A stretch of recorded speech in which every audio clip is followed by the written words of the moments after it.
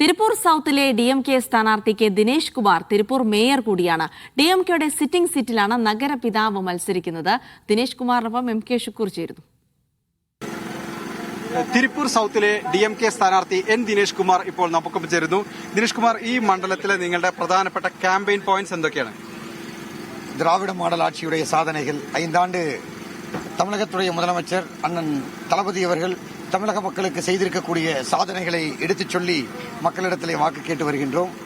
இன்னும் குறிப்பா மத்தியில் ஆளக்கூடிய பாஜக அரசு தொடர்ந்து தமிழகத்தை இன்றும் கூட நாடாளுமன்றத்தில் தமிழர்களுடைய குரல் வலையை நசுக்கக்கூடிய வகையில் தமிழர்களுக்கு எதிராக தென்னிந்தியாவில் இருக்கக்கூடிய மாநிலங்களுடைய குரல் வலையை நசுக்கக்கூடிய வகையில் இன்றைக்கு நாடாளுமன்றத்தில் தாக்கல் செய்திருக்கின்றார்கள்.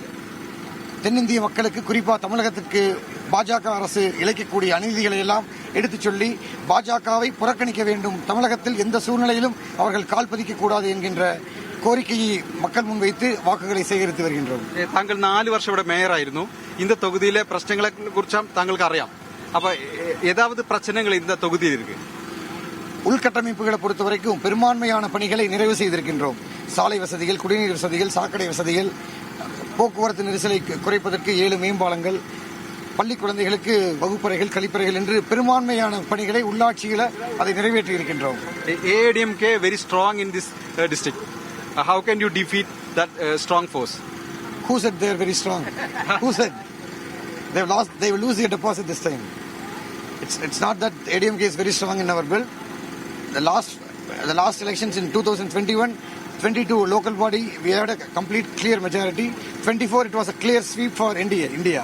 ഒരു ആന്റി ഇൻകുംബൻസി ഉണ്ടോ? Never. I have not seen anywhere. എങ്കിലും ഇല്ല.